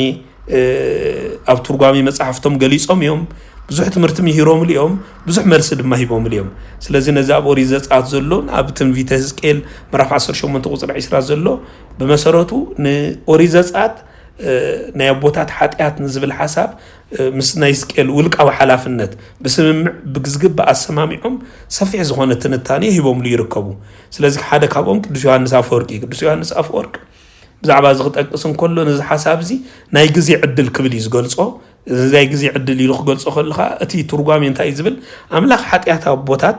ኣብ ደቂ ይበፅሕ ዝበለሉ ምክንያት ይብል ምክንያቱ ክጠቅስ ከሎ እቶም ደቂ ናይ ኣቦታቶም ሓጢኣት እናረኣዩ ክመሃሩን ካብቲ መገዲ ክርሕቁን ዕድል ንምሃብ ኢሉ ዕድል ንምሃብ እዚ ኢሉ ተዛሪብዎ እንተ ደኣ እቶም ደቂ ናይ ኣቦታቶም ክፉእ ተግባር ደጊሞሞ ግን ካብ ኣቦታቶም ዝገደደ መጻዕቲ ይፅበዮም እዩ ዝብል ስለዚ እግዚኣብሔር መጀመርያ እግዚኣብሔር ኣምላኽ ሓጢኣት ኣቦታት ናብ ደቂ ይበፅሕ እዩ ኢሉ ዝተዛረበሉ ትቐንዲ ምክንያት እግዚኣብሔር ንምንታይ እንተዳ ተባሂሉ እቶም ደቂ ናይ ኣቦታቶም ሓጢኣት እናረኣዩ ክመሃሩን ካብቲ መገዲ ድማ ምእንቲ ክርሕቁ ዕድል ንምሃብ ዳኣ እምበር ንዓኣቶም ንምቕፃዕ ኣይኮነን ስለዚ ሎሚ ኣብ ወለድና ንሪኦ ሕማቕ ነገር ኣብ ኣቦታትና ዝነበረ ክፉእ ነገር ንእግዚኣብሔር ዘይምእዛዝ ንእግዚኣብሔር ዝሕዝዝ ሂወት ንሕና ንኽንመሃረሉ ካብኡ ንኽንርሕቕ እግዚአብሔር ዝህበና ምቹ አጋጣሚ ምቹ ዕድል ዳኣ እምበር ንሕና ክንቅፅዓሉ ዝግባአና መገዲ ከም ዘይኮነ ምርድኡ መሰረታዊ ነገር እዩ ስለዚ ናይዚ እቶም ደቂ ናይ ኣቦታቶም ሓጢኣት እናርኣዩ እንታይ ክገብሩሎም እንተኢልና እናርኣዩ ክንሶም ናታቶም ሓጢኣት እናርኣዩ ክንሶም ንዕኡ ዝመስል ወይ ዝኸፍእ ሓጢኣት እንተሰሪሖም እቲ መቕፃዕቲ ንዓታቶም እውን ይበፅሖም ስለዚ እቲ መቕፃዕቲ ናባታቶም ዝበፅሕ ንሳቶም ከም ናይ ኣቦታቶም ሓጢኣት ኣብ ናይ ኣቦታቶም ሓጢኣት ዝሰመሩ ከም ናይ ኣቦታቶም መገዲ ዝኸዱ ኣብ ናይ ኣቦታቶም ክፉእ ግብሪ ከዓኒ ሕብረት ዘለዎም ኮይኖም ተተረኺቦም እዮም ትንቢተ ሕዝቅኤል ምዕራፍ 18 ካብ 14 ክሳብ 17 ኖ ከዓ ንሱ ውሉድ እንተወለደ እሞ ኣቦኡ ዝገበሮ ኩሉ ሓጢኣት ዝርእን ዝፈርሕን ከምኡ ዝበለውን ዘይገብር እንተኾነ ንሱ ብሂወት ክነብር እምበር ብሰሪ ኣበሳ ኣቦኡ ኣይክመውትን ይብል ስለ ቃሉ ስም እግዚኣብሔር ዝተመስገነ ይኹን ስለዚ ብሰሪ ኣበሳ ኣቦኡ ዝመውት ብሰንኪ ኣበሳ ወለዱ ዝመውት ብሰንኪ ኣበሳ ቀዳሞት ኣቦታቱ ዝቕፃዕ ትውልዲ ከም ዘየለ ብቐጥታ ቅዱስ መጽሓፍ ኣነፂርልና እዩ ስለዚህ ቅዱስ ቄርሎስ ውን ብዛዕባ ዝኽዛረብ እንከሎ ቅዱስ ቄርሎስ ነዚ ሓሳብ እዚ ምስ ናይ ሓባር ተሓታትነት ኣተሓሒዙ ኣብ ትርጓሚኡ ብዝበለፀና ተርጎሞ ዝርከብ ስለዚ ሓደ ስድራ ቤት ወይ ህዝቢ ብሓባር ሓጢኣት ክሰርሑ ከለዉ እቲ መቕፃዕቲ ንኩሎም ይትንክፎም ይብል ስድራ ቤት ወይ ድማ ህዝቢ ብሓባር ሓጢኣት ክሰርሑ ከለዉ እቲ መቕፃዕቲ ንኩሎም ይትንክፎም እዚ ማለት ግን እቶም ንጹሃት ደቂ መንፈሳዊ ፍርዲ ይቕበሉ ማለት ዘይኮነ ይብል መንፈሳዊ ፍርዲ ይቕበሉ ማለት ዘይኮነስ ኣብቲ ምድራዊ ስቃይ ናይቲ ሓጢኣት ውፅኢት ይካፈሉ ማለት ይብል ኣብቲ ምድራዊ ስቃይ ናይቲ ሓጢኣት ውፅኢት ግን ይካፈሉ እዮም ምናልባት እቲ ውፅኢት ናይቲ ሓጢኣት ንዕኦም ብስጋ ክሕሞም ይኽእል እዩ ናብ ስደት ከም ዘምርሑ ክገብሮም ይኽእል እዩ ብከቢድ ጭቆና ከም ዝግዝኡ ክገብሮም ይኽእል እዩ ዝተፈላለዩ መቕፃዕትታት ኣብ ልዕሊኦም ክወርዶም ይኽእል እዩ እዚ ግን ምድራዊ ወይ ድማ ግዝያዊ መቕፃዕቲ እምበር ነቲ ዘለኣለማዊ መቕፃዕቲ ዘመልክትን ዘወክልን ኣይኮነን ከምቲ ሓደ ሰብ እዚ ንምንታይ እዩ ብምሳሌ ተሪእናዮ ከምቲ ሓደ ሰብ ሓዊ እንተዳ ኣንዲዱ እቲ ዝነድሓ እቲ ሓዊ ንደቁን ንቤቱ እንታይ ገብሮ ተይልና ንደቁን ንቤቱ ንኩሉ ይዘንድድ ሓጢኣት እውን ከምኡ ልክዕ ከምኡ ማሕበራዊ ሳዕቤን ከም ዘለዎ ግን ክንዝንግዕ ክንገል የብልናን ማሕበራዊ ሳዕቤን ዘይብሉ ሓጢኣት የለን ንኸባቢ ክፀሉ ክእል እዩ ንዙርያና ክፀሉ ክእል እዩ ንዓና እውን ክትንክፈና ክእል እዩ እዚ ግን ንግዝያዊ መቕፃዕቲ እምበር ነቲ ዘለኣለማዊ መቕፃዕቲ ዝወክል ኣይኮነን ኦሪት ዘፍጥረት ምዕራፍ 9 ቁፅሪ 25 ከነኣን ርጉም ይኹን ዝብል ቃል ተቐሚጡ ንረኽቦ ኢና ምክንያቱ ካብ ሓጢኣት ሰርሐ ምእርገም ግን ኣብ ወዱ ከነኣን በፅሐ ተባሂሉ ከም ዝተነገረ ኩሉ እንታይ እዩ ሓጢኣት ዝፈፀመ ካም ክኾን ከሎ ናይቲ ሓጢኣት ውፅኢት መርገም ዝወረደ ግን ኣብ ከነኣን እዩ ነይሩ እዚ ድማ ሓጢኣት ወለዲ ኣብ ደቂ ስነ ልቦናውን ማሕበራውን ፅልዋ ክህልዎ ከም ዝኽእል እዩ ዘርእየና ብኣገላለፃ ቅዱስ ቄርሎስ እዚ ክህሉ ይኽእል እዩ ስነ ልቦናዊ ፅልዋ ክህሉ ይኽእል እዩ ማሕበራዊ ፅልዋ ክህሉ ይኽእል እዩ እዞም ስነ ልቦናዊ ይኹኑ ማሕበራዊ ፅልዋታት እዚኣቶም ግን ሙሉእ ብሙሉእ ንፅድቂ ዝኽልክሉና እዮም ኢልና ግን ኣይንኣምን ኢና ብኸምኡ መለክዕ ከዓ ቅዱስ መፅሓፍ ኣይተቐስዎን ሊቃውንቲ ቤተክርስትያን ናይ ገለፅዎን ኣውገስጢን ተባሂሉ ዝፅዋዕ ሊቅ እውን ብዛዕባ ዝኽዛረብ እንከሎ ኣብ መንጎም ምድራዊ መቕፃዕትን ዘለኣለማዊ ፍርድን ዘሎ ፍልልይ ብንፁር የነፅረልና ክልቲኡ ዘሎ ፍልልይ ብዝግባእ ንክንርዶ ማለት እዩ ሓደ ፃድቕ ወዲ ብሰንኪ ሓጢኣት ኣቦኡ ኣብ ምድሪ ሕማም ወይ ድማ ድኽነት ክረኽቦ ይኽእል እዩ ይብል እዚ ከዓ ምድራዊ መቕፃዕቲ እዩ እንተኾነ ግን ኣብቲ ናይ መወዳእታ ፍርዲ ኣምላኽ ነቲ ወዲ በቲ በዓሉ ዝገበሮ ፅድቂ እምበር ብሰንኪ ኣቦኡ ኣይኩንኖን ኣይፈርዶን ድማ እዩ ይብል ስለዚ እቲ ዘለኣለማዊ ፍርድን ምድራዊ መቕፃዕትን ብንጹር ፈላሊና ክንርድኦ ይግባአና ምድራዊ መቕፃዕቲ ብዝኾነ ይኹን መለክዕ ምፅድቂ ምስ ሓጢኣት ወይ ድማ ምስ ዘለኣለማዊ ህይወትን ምስ ናብ ገነትን ናብ ሲኦልን ምውራድ ምዝማድ ምትሓዝ እዮም ብሉም መቕፃዕቲ ከምኡ ዝኸውን ነይሩ እንተዝኸውን ነይሩ ብብዙሕ መቕፃዕቲ ዝሃለፉ ቅዱሳን ኣቦታትና ሕጂ ከም ቅዱስ ኢልና ክንፅውዖምን ኣይምኽኣልናን ነርና ስለዚ ኣምላኽ ፍትሓዊ ስለ ዝኾነ ንነፍሲ ወከፍ ከም ግብሩ እዩ ዝፈዲ ንኩሉ ከም ግብሩ ክፈድዮ ዓስበይ ምሳይ ኣሎ ክብል እውን ኣብ ራእይ ዮሃንስ ነጊርና እዩ ኦሪት ዳግም ምዕራፍ 24 ቁፅሪ 16 ኣቦታት ብሰሪ ደቆም ኣይሙቱ ደቂ ከዓ ብሰሪ ኣቦታት ኣይሙቱ ነፍሲ ወከፍ በብሓጢኣቱ ይሞት ተባሂሉ ተፃሒፉ ኣሎ ስለዚ ነፍሲ ወከፍ ዘለኣለማዊ ሞት ኣብ ልዕሊኡ ዝፍረድ ብሰንኪ ሓጢኣቱ እምበር ብሰንኪ ኣቦታቱ ዝኹነን ውላድ የለን ብሰንኪ ውላዱ ከዓ ዝኹነን ወላዲ ከዓ የለን እቲ ጥቕሲ ብቐጥታ ዘመልክተና እዩ ኣቦታት ብሰሪ ደቆም ኣይሙቱ እዩ ዝብል ኣቦታት ብሰሪ ደቆም ብሰንኪ በደል ደቆም ኣቦታት ኣይሙቱ ደቂ ከዓ ብሰሪ ኣቦታቶም ኣይሙቱ ብሰንኪ ኣቐዲሞም ዝፈፀምዎ በደል ብሰንኪ ኣቐዲሞም ዝፈፀምዎ ዘይምእዛዝ ብሰንኪ ኣጋጢሞም ዝፈፀምዎ ክፍኣት ደቆም ክኹነኑ ኣይፍል እንታይ ደኣ እቲ ፍርዲ እንታይ እዩ ነፍሲ ወከፍ በብሓጢኣቱ ዝመፆ ሞት እዩ እምበር ብሰንኪ ወለዲ ዝመፅእ ሞት የለን ቅዱስ ጎርጎርዮስ ዝእንዚና ዙም ብዛዕባ እዚ ክገልፅ እንከሎ ነዚ ሓሳብ እዚ ብፍላይ እቲ ናይ ሕጊ መርገም ተላዒሉ ምዝብል ምስጢራት ተሓሒዙ እዩ ዝገልፆ እዚ ብዙሕ ግዜ ኣብ ቅዳሴና ተደጋጊሞም ካብ ዝንገሩ እዮም እቲ ሓደ እዩ እቲ ናይ ሕጊ መርገም እንታይ ኮነ ይብል ተሰዓረ ተላዕለ ተባሂሉ ከም ዝጥቀስ ኩሉ ምዝ ተሓሒዙ እዩ ቅዱስ ጎርጎርዮስ ነዚ ምስጢር እዚ ዝበለፀ ኣጉሊሑ ከርእየና ዝፍትን ስለዚ ከምዚ ይብል እቲ ኣብ ብሉይ ኪዳን ዝነበረ ናይ ወለዶ መርገም ብክርስቶስ ተሳዒሩ እዩ ይብል እቲ ኣብ ብሉይ ኪዳን ዝነበረ ናይ ወለዶ መርገም ብክርስቶስ ተሳዒሩ እዩ ጎይታና ኢየሱስ ክርስቶስ ነቲ ካብ ኣዳም ጀሚሩ ዝመሓላለፍ ዝፀንሐ ናይ መርገም ሰንሰለት ብደሙ በቲኽዎን ኣጥፊእዎን ይብል ስለዚ ሎሚ ኣብ ሓዲስ ኪዳን يحلف إلنا أن نجرو مرجم ويكا قطعة نصدق خلكلنا زخل مسك زي نخن نبر زخل كلنا نعم من قصة سمياتن جنة نخن أتو زخل كلنا صادقان كوينا قدوسان كوينا منفساويان كوينا نخين نبر زخل كلنا مرجم أبوتات كم زي اللي إزقا بناي كريستوس موت بناي كريستوس مسواتنت كم زي تسعره لومي زي مرجم زي خجوز أزخل حدا كوا خم زي اللي بنتصور أقلي سلنا يسلزي أبى حديث كده حدث ملؤ بملؤ أبى حديث كده حدث مستتأمك كابزو خانة يكون نيابوتات مرجم ناس أيوة سمو أب كريستوس انت هاللقاء حدش فطرتي تبعي خمس تنقرألو ولدك زيابهير ودتو نجوس كوينو خانة من برعاب من بقعتن يركب يوحنس شعات فقر سلسته كم تدقاقي من جلسنا قبر أملاخ أبو العلي من تخك كهاد أمبر نصا يبدلن ولد يبدلن تبعي لستنقرألو نزز رديس لازم مقطعتي قبر زيابهير مجلس دا أمبر بمسارته نزز رد يكونن مالتي سلازي قدامت لي كاونت بقطعتها خمس مهرنا أملاخ نحدث صادق ودي بسنك حتيات أبوتاتو كم زي كتسع زيو لي كاونت بيتكشانون بنصور زردنا اتمقطعت تبعيلو زلون حدث كولد زورسو كفو أرعايا وي سنه هوتاوي دخام زي أتوم زي أمسلو كخون يخليو زي دما بتسقى أملاخن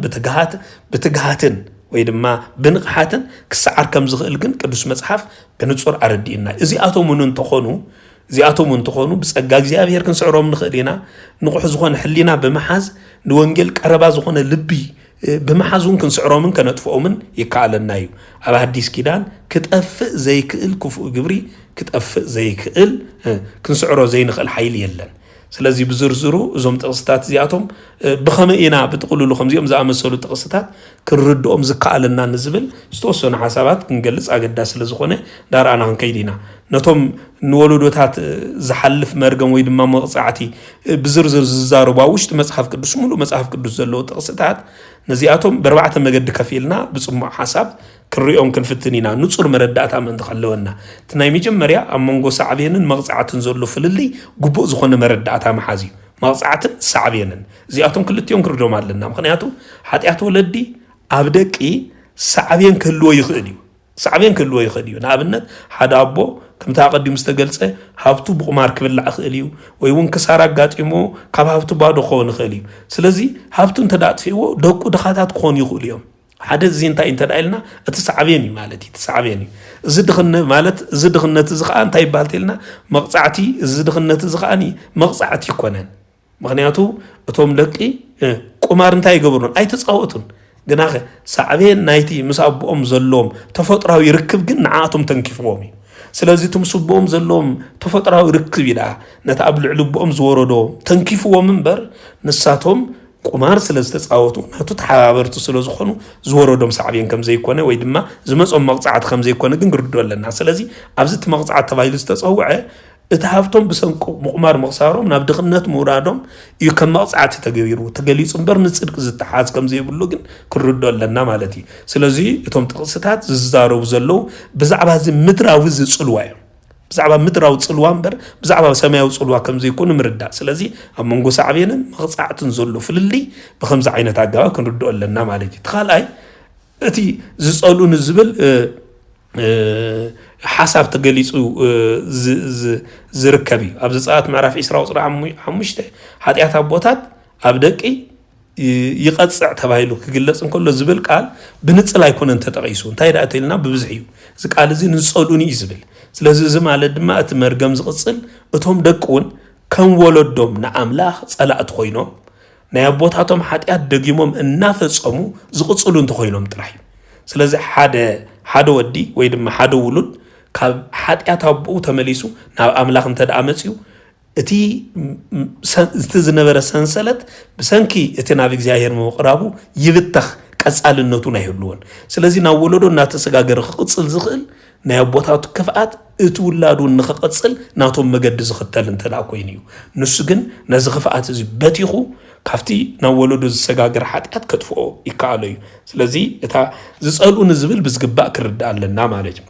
ተሳልሳይ ምሕረት አምላኽ ኣብ ቁጥዑ ከም ዝዓዝዝ ምፍላጥ زغات سالساي مسرتاوي كمزيوم زامسول تقستات كنركب كلنا خنردالو زغبانا مغديو املاح قطعو كساب سالساي الرابعين ولودو طراي مسبله قصيلو كنتا يزبن حرتو غنا كساباش عات يزبل كساباش عات مخانو يزغلص እዚ ድማ املاح سب نخموت زي كونسي حاتيات نولودات كيبلاشو نمعغات زغبرو ناي فقري متنقات خم زغونه ينردا سلازي قال زي فقراوي متنقاتاي مغنياتو محرت املاح ካብ ቁጥዑ ከም ዝዓዘዝ ከም ዝበዝሕ ብንጹር ብዝበለጸ ክንርድኦ ኣለና ስለዚ እግዚአብሔር ነቶም ንወለዶታት ዘበላሹ ክፉእ ዝኾነ ግብርታት ዝሓጹ ካብ ፍቅሩ ዝርዕቑ ንምዕጋት ነቲ ዝመሓላለፍ ውሑድ ከም ዝኸውን ገይሩ ምሕረቱ ግን ብኣሽሓት ከም ዝቁፀር ገይርዎ እዩ ተራብዓይ ድማ ምልኣት ጸጋ ኣምላኽ ወይ ድማ ምልኣት ጸጋ ኣብ ሓድሽ ኪዳን ድማ ከመይ ከም ዝኾነ ብዝግባእ ምርዳይ እዩ ስለዚ ኣብ ሓድሽ ኪዳን ክርስቶስ ኣብ عنصيت تسقيلو مرجم بمخان كم مرجم حقي انتاي غيرنا يتشايطنا غلاطيا 3 معرف 3 قصر 10 5 تقاسه ስለዚህ ሎሚ በክርስቶስ ዘአምን በደሙ ተቀደሰን በንስሐ ተመልሰን ሰብ በአጠቃላይ ማለት እዩ ናይ ቀደሞት አቦታቱ መርገም ክስዕቦ ከም ዘይክል ብዝግባእ ክንርዳ ይግባና ጎይታናን መድኃኒናን ኢየሱስ ክርስቶስ ነትብዕውር ዝተወለሰ بمحواي انتايلو نسو اي بدله ولد دم اي بدله بمباليو نتين زمنا زصنح غغوي زخون اردادا معصو زغبرل بربعت نطب غيرو زعصو نزم مسرت بمغباري زلز بحفشا املاو اخفتحو سلازغونه نصادق ولد بسنك حاتياتا بو اي قصرني نفس وكفنا ناي غزا رسنا مرጫ ናጽነትን ዘለና ስለዝኾና ኣብ ክርስቶስ እንተዳ ኮይና ድማ ካብ ዝኾነ ይኹን ናይ ተማሊ ሰንሰለት ነፃ ዝወፃና ስለዝኾና نحن حدشت فطرتنا سلازي بز مخنيات زي ناي بوتات وي دما ناي قداموت ولود وي دما ناي ولود دما ناب ولدي كم زي حلف بزغبا خلدو يغبانا سلازي ابزي بزحات تمساسلت زخونو تقستات تطقيسوم يركبو بفلاي مست اوريزا صات كم مزرارب ارس تقمنالو معرف حمشته زلو معرف إسرا زلو أوريزة ساعت تتحيزهم زخدو أملاح كنا مخانون حتى أبوتات أبدك زغط عن كم زغون زبل حساب تسامع زخدو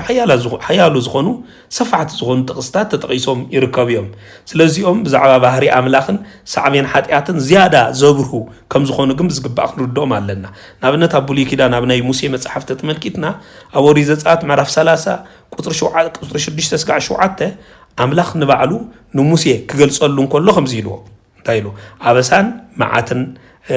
معتن حاتياتن يقريبل جناخن بدل أبوتات أبدكن كسع سالسين رابعين ولدو زقت قبل تتقيسلو زبقت تامستي مزرار برسنا تمساسال نزلو نتب مالتي أبوري زول كخن ملكت كلنا 14 شو منتدما موسى سلاتهم زبدوا لحزب إسرائيل كسلو خلو نتني أملاخ بحري تقيسو تايلو نيرو እግዚአብሔር عقاليو محروتخ ابزحيو بدل ابوتات ابدك اكسع سالسين رابعين ولدو زقصل بمبال دما يمحصن نيرو ابز قال زون وريزه داغ معرف 5 كاب 9 اسكاب 10 دما از خفلزي نتي 10 تزازات دغيمو زغلصلو سلازخونه لك كمتي اوريزه صات معرف اسرا زول حساب بقطتا تمساسال زغونه مغد حيزو زركبي سلازم تقستات زياتهم بوحد كم مصحف قدس وسيدنا تمساسال نزلهم نز حساب زغلصو عينت تطقيسو من يومين زعبا سعبن حاتيات اول ززاربو تقستاتون بزحات الله سلازي مزمور داويت 114 تتملكتنا بدولا بوتاتو اقدم እግዚአብሔር يذكر حاتيات اديون ايدمسس يبل زي بقطتا زملكتا يتلنا ز حاتيات كم صليهم تاريخ زحاتيات زي او اب ولود كسعب كم زغل سلازي الناس عبقا بزح حدقا خفتر كم زغل كا زريئنايو سلازي نزي زرئي إذا أمبر وإذا سلازي تبهلا توم ولود جدن بزي ستتحازي يخوني زبل ملأخت جن زلو يكونن سلازي جن زب من قار جن تنقر خجبر كم زبو بدل أبوتاتو أكد مجزيابير يذكر حتى يتعديون أيدم سستبهيلو 5 نقرة زك آلات زي بقطتا ريوت بتنقاقه نابي እግዚአብሔር ንخملس ንخحግዞ ተባሂሉ ዝተነገረ ደጉዓ ኤርሚያስ ምዕራፍ 5 ፍቅዲ 7 አቦታትና ኃጢአት ገበሩ የለውን ድማ ንሕናኻ አበሶም ንጸውር ኣለና ይብል አበሶም ንጸውር ኣለና እዚ ድማ ንምንታይ ዝመልከተልና እቲ ምድራዊ ሰዓብን ወይ ድማ ስቃይ ናብ ውሉድ ክሐልፍ ከም ዝኽእል በሐዘን ዝተገልጸ ቃል እዩ ምክንያቱ እስራኤል ብሰንኪ በደል አቦታቶም ስለዝኾነ ንባርነትን ስቃይን መከራን ዝተዳረጉ ሓደ ምክንያት ስለዚ ንስቃይ ዝዳርግ ንስደት ዝዳርግ ኣብ መድረኽ እንቅበሎም ዝግባአና ብዙሕ ሽግራት ዝዳርግ ክመፀና ክእል እዩ እዚኣቶም ግን ምስ ጽድቂ ምትሓዝን ርክብን ዘለዎም ካብ እግዚኣብሔር ንረኽቦ ጸጋ ኣምላኽን ህይወትን ዝምድና ዘለዎም ከም ዘይኮኑ ግን ምርድኡ መሰረታዊ ነገር እዩ ሳልሳይ ነዚ ሓሳብ እዚ ሚዛን ዝህቡ መሰረታውያን ዝኾኑ ጥቕስታት ኣለዉ ምክንያቱ መጽሓፍ ቅዱስ ንጹር ምግባር ነፍሲ ወከፍ ሰብ በብግብሩ ከም ዝሕተት ዝገልጹ ምዞም ላዕሎት ኣቀዲምና ዝገለጽናዮም ዝመሳሰሉ ሓፈሻዊ ዝኾነ መብርሂታት ዘድልዮም መሰረታዊ ነጥብታት ኣለዉ እቲ ሓደ ኦሪት ዘዳግም 24 ቁፅሪ 16 ክኾን ከሎ ኣቦታት ብሰሪ ደቆም ኣይሙቱ ደቂ ከዓ ብሰሪ ኣቦታት ኣይሙቱ ነፍሲ ወከፍ በብሓጢኣቱ ይሙት ይብል እዚ ድማ ሕጋዊ ፍርዲ ውልቃዊ እቲ ሕጋዊ ፍርዲ ውልቃዊ ከም ዝኾነ ብግልጽ ዘርኢ እግዚኣብሔር በብውልቅ እምበር ብሕብረትን ብኣልማማን ፈሪዱ ሲኦል ዘእቱ ፈሪዱ ከዓ ገነት ዘእቱ ከም ዘይኮነ ዘረዳእና እዩ ብተቃራኒ ዝኮ ተወሲድናዮ እቶም ክፉእ ዝገበሩ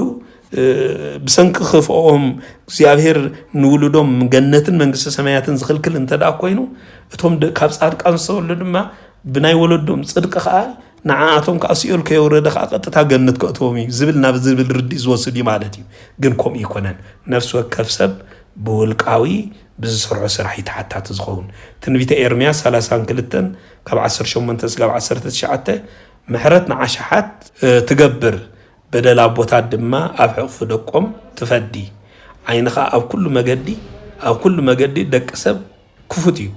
ንነፍሲ ወከፍ ከከም መገዱን ከከም ፍረ ግብሩን ትህብ ይብል እዚ ጥቕሲ ድማ ብቐጥታ ዘረድእ እንታይ ክልቲኡ ሓሳብ ብሓባር ሒዙ ዝርከብ እዩ ንክልቲኡ ብዝርዝር ኣቐሚጥልና ዝርከብ መሰረታዊ ነጥቢ ንክልቲኡ ሓሳብ ምክንያቱ ምሕረት ንዓሽሓት ትገብር በደል ኣቦታት ድማ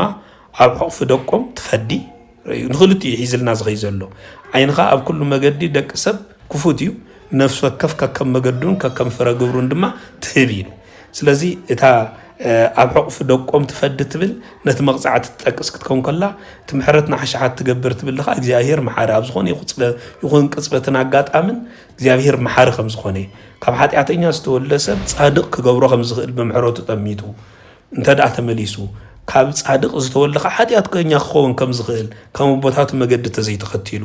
ብተቃራኒ ግን ዜሩ እቲ ፍርዲ ግን ከከም ፍረ ግብሩ ከም ዝኾነ ዳ እምበር እግዚኣብሔር ብበደል ወለዲ ዝቐፅዕ ከም ዘይኮነ ንርዳእሉ እዩ ኣብ ሓዲስ ኪዳን ተተመልኪትና ሮሜ 2:12 ከምቲ ሓደ ሰብ ኣዳም ሓጢኣት ናብ ብሰንኪ ሓደ ሰብ ናብ ዓለም ሓጢኣት ዝኣተወ ሞት ናብ ኩሉ ድማ እንታይ ኮነ ይብል ሓለፈ እዚ ብቐጥታ ዘረድእ ንምንታይ እተልና እዚ ካብ ወለዶ ናብ ወለዶ ዝሓልፍ ናይ ኣዳም ሓጢኣት ወይ ድማ ሞት ዝገልጽ ብቐጥታ ዝኻል ክሪኦ ከለና ማለት እዩ ጋላትያ 3:16 ቀዲምና ዝገለጽናዮ ክርስቶስ ሌና መርገም ኮይኑ ኣብ መርገም ሕጊ ተሻየጠና ዝብል እዚ ድማ ኩሉ መርገም ወለዶ ብክርስቶስ ከም ዝተሰዓረ ስለዚ ሕጂ ነዚ እናፈርሐ ክነብር ዝግብኦ ትውልዲ ከም ዘየለ ዘረድእን ዝገልጽን ጽንሰ ሓሳብ እዩ ማለት እዩ ስለዚ ብሓጺሩ ብጥቕልሉ ክንሪኦ ከለና እዞም ጥቕስታት እዚኣቶም ብሓባር ክንሪኦም ከለና ሓጢኣት ወለዲ ኣብ ደቂ ምድራዊ ጽልዋን ሳዕቤንን ክህልዎ ከም ዝኽእል ብንጹር ዝገልጹ ክኾኑ ከለዉ መንፈሳዊ ፍርዲ ግና ውልቃዊ ምዃኑን ብክርስቶስ ድማ ኩሉ መርገም ካብዚ ዓለም እዚኣ ካብ ደቂ ሰባት ከም ዝተሰዓረ ዘረድኡና እዮም ስለዚ ብጥቕልሉ ነዞም ሕጂ ክንዝርዝሮም ፀናሕና ንፅመቆም ተተባሂልና ኣብዚኦም ፅመቑ ስለዚ ሓጢኣት ወለዲ ኣብ ደቂ ምድራዊ ጽልዋን ሳዕቤንን ክህልዎ ይኽእል እዩ መንፈሳዊ ፍርዲ ግና ውልቃዊ ከም ዝኾነ ክርስቶስ ነቲ መርገምና ዘበለ ኩሉ ነገር ከዓ ከም ሰዓረልና ከም ዘጥፋልና እንርዳእሉ እዩ ስለዚ ዓበይቲ ሊቃውንት ዝሰማምዑሎም ሓበራዊ መርትዖታት ብጥቕልሉ ተርእና የት ናይ መጀመርያ እቲ ቅጥዓዊ መርገም ተባሂሉ ጽዋዕ እቲ መርገም ንደቂ ዝበጽሖም ንዝጸልኡኒ ማለት ዝጸልኡኒ እንተኾይኖም ዝብል ከም ዝኾነ ነቲ ኣብ ዘጻት 20 ፍቅዲ 5 ዘሎ እቲ መርገም ዝበጽሖም ነቶም ዝጸልኡዎ እዩ ነቶም ዝጸልኡዎ እምበር ወለዶም ዝጸልኡዎ ከም ስለ ዝጸልኡዎም ጥራሕ ከም ዘይኮነ ዘረዳእና እዩ እቲ ምድራዊ ውርሻ ዝብል ድማ ሓጢኣት ኣቦታት ሕማም ክኸውን ይኽእል እዩ ወይ ድማ ዓዳ ክኸውን ይኽእል እዩ ከከም ውፅኢቱ ብሓፈሻ ዝመሓላለፍ ኣብ መዝሙር 109:14 ዝተጠቕሰ እዩ ካልኣይ ድማ ውልቃዊ ሓላፍነት እዩ ነፍሲ ወከፍ ብገዛእ ርእሱ ጥራይ ከም ዝሕተት ከዓ ኣብ ዘጻት ኣብ ትንቢተ ሕዝቅኤል 18:20 ተጠቒሱሎ ነፃነት ብክርስቶስ ተረኽበ ነፃነት ዝጠቅስ ድማ ብጥምቀት ምስሓን ዝኾነ ይኹን እግዚኣብሔር ብምስጢራቱ ገይሩ ካብ ኩሉ ነፃ ውፅኡ ንጽድቁ ድልዋት ክንከውን ከም ዝገበረና ከዓ ብንጹር ንርዳእ ኣለኻ ገላትያ 3 ፍቕዲ 13 ብንጹር ተቐሚጥልና ይርከብ ስለዚ ብሓፈሻ ከምቲ ኣቐዲምና ዝገለጽናዮ እዚ ቅዱስ ቃል እዚ ዘረዳእና ነዞም መሰረታዊ ነገራት እዚኣቶም ስለ ዝኾነ ኣብ ዝኾነ ይኹን ጉዕዞና ኣብ ዝኾነ ይኹን ኣጋጣሚ ንሕና እግዚአብሔር ንጽድቅ ዝጸውዓና ብልዕሊ ማንም ዘይሓተና ነፍስ ወከፍ ከሰብ ከኣኒ ብናይ ገዛ ርእሱ ሓጢኣት ተሓታት ከም ዝኾነ ቅዱስ መጽሓፍ ከዓ ነዚ መርትዖን ጭብጥን ዘረድእ ከም ዝኾነ ብዝግባእ ነዚ ክንርድእ ይግባአና ከምታ ቀዲምና ዝገለጽናዮ ንናይ ሎም መዓንቲ እቲ ግቡእ ዝኾነ ትንታኔ ንምሃብ ንኽንምሃር ምኽንያት ዝኾነና ንዝጸልኡኒ ሓጢኣት ኣቦታት ኣብ ደቂ ክሳዕ ሳልሳይን ራብዓይን ወለዶ ዝቕጽል ንዝፈትውንን ትእዛዘይ ንዝሕልውን ግና ክሳዕ ሽሓት ምሕረት ዝገብር እየ ዝብል ኣብ ዘጸአት 20 ቁጽር 5 እስካብ 6 ዘሎ ቃል መሰረት ምግባር ኢና ኸነብርህ ጸኒሕና እቲ ቃል ብንጹር ነዚ ክንርድኦ ይግባአና ነዚ ተረዲእና ከዓ ኣብ ዝኾነ ይኹን ኣጋጣምን ኩነታትን እግዚአብሔር ብፍቕሩ ንዓና ቀረባ ነቶም ናብኡ ዝምለሱ ከዓ እግዚአብሔር ብሕምሕረቱ ዝጥምት እምበር በደል ኣቦታቶም ጠሚቱ ዝቐጽዕ ኣምላኽ ከም ዘይኮነ ብዝግባእ ዝተረዳእናሉ ስለ ዝኾነ ቅዱስ ኣምላኽና እግዚአብሔር ነዚ ትምህርቲ እዚ ኣብ ልብና ሕዲርና ንህይወትን ንበረኸትን ክንጥቀመሉ መንፈስ ቅዱስ ይደግፈና እዚ ድማ ነቲ ብዙሕ ግዜ ሰባት ዘጨንቆም ናይ ኣቦታት ሓጢኣት ንውልድ ይሓልፍ እዩ ዝብል ብዙሕ ግዜ ዝማፍ ሕልናና በብዙሕ መገዲ ዘጨንቀና ሕቶ ብመሰረት ቅዱሳት መጻሕፍትን ትርጓሜ ኣቦታትን ብዝበለጸ መገዲ ሰፊሕ ዝኾነ ትንታኔ ዝሃብናሉ እዩ ስለዚ ንኹሉ እቲ ዝሓለፈ ነጥብታት ብምጥቕላል ብተቕልሉ መዛዘሙ ዝኾኑና መሰረታዊ ነጥብታት ከም መደምደምታ ክንርኢና ስለዚ እቲ ኣብ መወዳእታ እንህቦ ነዚ ሕቶ ዝምስ መለስና ሓፂር ለቦዋ ወይ ድማ መጠቃለለ እንታይ ዝብል እዩ እዚ ትምህርቲ ብሓፈሻ እዚ ትምህርቲ እዚ ከም ዘረዳእና ኣምላኽ ፍትሓዊ ስለ ዝኾነ ንጻድቕ ውሉድ ብሰንኪ ሓጥእ ዝኾነ ኣቦ ወይ ድማ ብሰንኪ ካብ እግዚአብሔር ዝረሓቕ ወለድ ምኽንያት ከም ዘይቀጽዕ እግዚአብሔር ኣይቀጽዕን እዩ እንተኾነ ግን ኣብ መንጎ መንፈሳዊ ፍርዲ ዘላለማዊ ህይወትን ከምኡ ድማ ምድራዊ ሳዕብን ማለት ሕማም ዕዳ ወይ ድማ ኩፋእ ኣርኣያ ዘሎ ፍልልይ ግን ብንጹር ክንርድኦም ይግባአና ነዚኦም ክልቲኦም ክንፈላልዮም ኣለና ነዞም ድሕርና ዝበልናዮም ሕማም ዕዳ ወይ ድማ ኩፋእ ኣርኣያ ዝብሉ ነገራት ብቐጥታ ምስቲ ናይ እግዚአብሔር መንፈሳዊ ፍርዲ ክነተሓሕዞምን ምስኦም ድማ ሓደ ጌርና ክንገልጾም ክንክእል የብልና እንትፍልልይ ብዝግባእ ብንጹር ምርዳእን ብምስትዋዓል ምርዳእን ዘድሊ ኣብዚ ማለት እዩ ስለዚ ካብዚ ትምህርቲ እዚ እንወስዶም መሰረታውያን ቀንዲ ልባዋታት እንታይ እዮም ተዳእ ተባሂሎም ብክርስቶስ ዘለና ናጽነት ብዝግባእ ምስትዋዓል እዩ ናይ መጀመርያ ሎሚ ኣብ ዘመነ ጸጋ ወይ ድማ ኣብ ዘመን ሐዲስ ኪዳን ስለ ዘለና ብክርስቶስ ዝኣመኑን እቶም ብክርስቶስ ኣሚኖም ዝተጠምቁን ተጠሚቆም ድማ ውሉድ ኣምላኽ ዝኾኑ ንሳቶም ብሓፈሻ ካብ ዝኾነ ይኹን ናይ ወለዶም መርገም ነፃ ዝኾኑ ከም ዝኾኑ ምርዳእ ስለዚ እግዚአብሔር ነቶም ብኡ ዝኣመንና ብጥምቀት ድማ ናቱ ውሉድ ዝኾንና ኩላህና ካብ ናይ ወለዶታት መርገም ነፃ ከም እንኸውን ጌርና እዩ ስለዚ ካብዚ ነፃ ከም ዝገበረና ብዝግባእ ምእማን ሰይጣን ብፍርሒ ኣብ ውሽጥና ማለት ናባና ድማ ነዚ ነገር እዚ እናቕረበ በክርስቶስ ሓድሽ ፍጥረት ንሕና ከም ዝረኸብናን ከም ዝኾንናን ንዝብል ርድኢት ድማ ደፊኑ ነቲ ናይ ወለዶ መርገም ኣባኻሎ ዝብላ ተሓሳስባን ኣረዳድኣን ናባና ገጹ ከየቕርቦም ከየምፅኦን ልዕሊ ኩሉ ጥንቁቓት ክንከውን ይግባአና ነቲ ዝረኸብናዮ ጸጋን ነቲ ዝተዋሃበና ህይወትን ብዝግባእ ክንርኢ ይግባአና ማለት እዩ እቲ ካልኣይ ድማ ውልቃዊ ሓላፍነትና ብዝግባእ ምፍላጥ እዩ ዕድልና ኣበይ ዘሎ ዕድልና ተይልና ኣብ ኢድና እዩ እግዚአብሔር ናይ ኩሉ ሰብ ዕድል ኣብ ኢዱ ከም ዝኸውን ገይርዎ እዩ ናይ ገዛእ ርእሱ ሓላፍነት ወሳዲ ንሱ ባዕሉ ስለ ዝኾነ ከምቲ ዮናታን ወዲ ሳኦል ዝነበረ ብጽድቁ ዝደሓነ ንሕና እውን ኣብ ዝኾነ ይኹን መለክዒ ወለድና ካብ ወለድና ዝወረስናዮ ክፉእ ጸባ ይኹን ክፉእ ዝኾነ ኣርኣያ ወይ ድማ ሓጢኣት ብጸሎትን ብትጋህትን ናብ ጽቡቕ መገዲ ናብ ጽድቂ ናብ ቅድስና ክንልውጦ ከም እንኽእል ብዝግባእ ንርድኡ ስለዚ ኣብ አዲስ ኪዳን ልዕሊ ኩሉ ብፍላይ ኣብ ዝኾነ ይኹን ኩነትን ኣጋጣምን እግዚአብሔር ዝሓተና ብውልቃዊ ሓላፍነትና ብዝግባእ ፈሊጥና እቲ ዝተዋሃበና ሓላፍነት ከዓ ብግቡእ ክንፍጽሞ እንተዘይክኢልና ከም ዝኾነ ብዝግባእ እንርዳእሉ መሰረታዊ ትምህርቲ ማለት እዩ ተሳልሳይ ድማ ንደቅና ጽቡቕ ዝኾነ ውርሻ ክንገድፈሎም ክንክእል ከም ዘለና እቲ ውርሻ ጽቡቕ ዝኾነ ውርሻ ዘይምግዳፍ ግን ንትውልዲ ወይ ድማ ንደቅና ክሳዕ ክንደይ ዝኾነ በካሊ ኣበላሻዊ ነዛ ዓለም እዚኣ ውሕስነት ዘይብላ ዓለም ንኽትከውን ምኽንያት ኮይንና ከም እንርከብ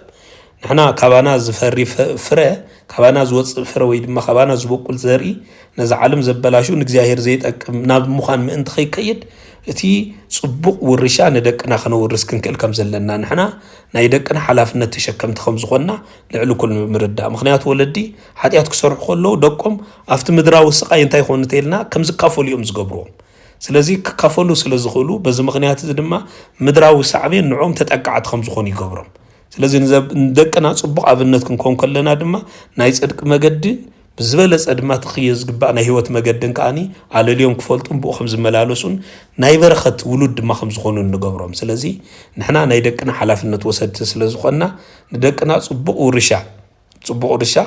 كنقد فلهم لعلو خلو نرأسنا دلوات كنكبر لنا أنا ندك يزورسون تاي صبق ورشة ديو ويسمع ورشة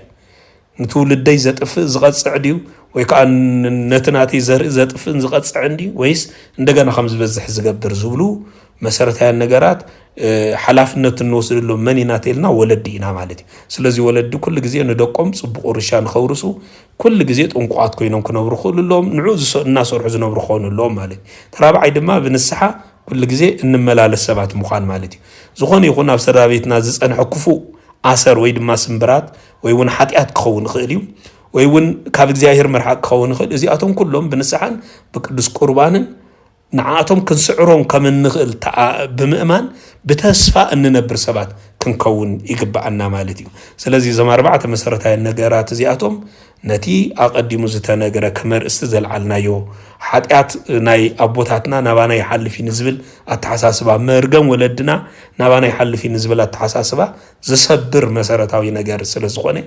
نزوم 4 مسارتها النجارات بتقولوا له تردينا نزوم نبيت كريستيان أبوتات كم لبوازم حلال فوم نتبتاد دما أبيوتنا تجبارا ونوبار كنسرح يجبع الناس الذي تحاتيات تجبر نفسي نساكت موت يا زبل